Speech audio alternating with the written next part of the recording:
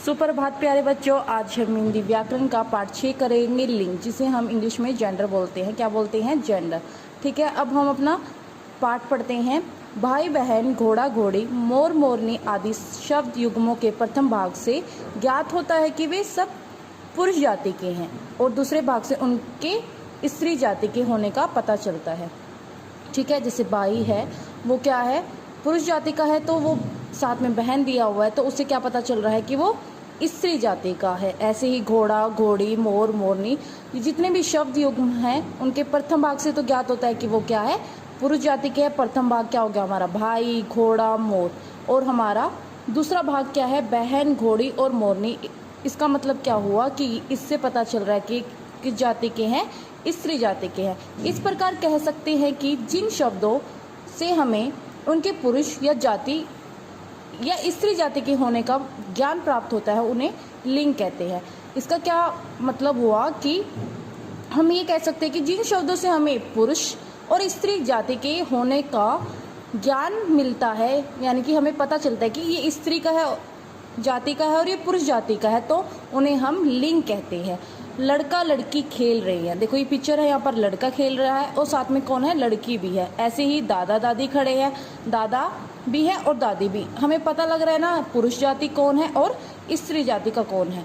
बच्चों, ऊपर दिए गए वाक्यों में लड़का तथा दादा शब्द पुरुष जाति के तथा लड़का तो क्या हो गया? पुरुष जाति का, और ऐसे ही दादा। ठीक है, लड़की और दादी शब्द से स्त्री जाति के हैं, यानी कि लड़की और जो दादी है वो क्या है? स्त्री जाति के है। इस प्रकार शब्दों के रूप से हम उनकी पुरुष तथा स्त्री जाति का बोध होता है। ठीक है, इसी प्रकार से हमें उनके पुरुष और स्त्री जाति का क्या होता है? बोध होता है। परिभाषा क्या है? लिंग शब्द का वह रूप जो उसके पुरुष या स्त्री जाति के होने का बोध कराता है। क्या हुआ कि लिंग को उन्होंने कैसे परिभाषित किया है कि जो शब्द हमें पुरुष और स्त्री जाति के होने का बोध कराता है उन्हें हम क्या कहते हैं? लिंग कहते हैं, जेंडर कहते हैं। ठीक है, हिंदी भाषा में लिंग दो प्रकार के होते हैं। जो हिंदी भाषा है उसमें लिंग दो प्रकार के हैं। पहला है पुल्लिंग और दूसरा स्त्रीलिंग। ठीक है, अब हम पुल्लिंग और स्त्रीलिंग पढ़ते हैं।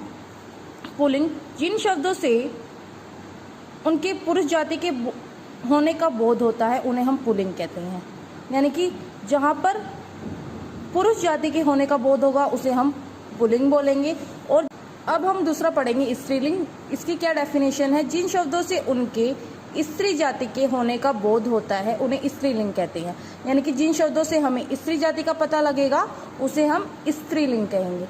निम्नलिखित पुल्लिंग और स्त्रीलिंग शब्दों को पढ़कर समझिए। अब देखो इधर पुल्लिंग शब्द दिए हुए हैं और इधर क्या है? स्त्रीलिंग है।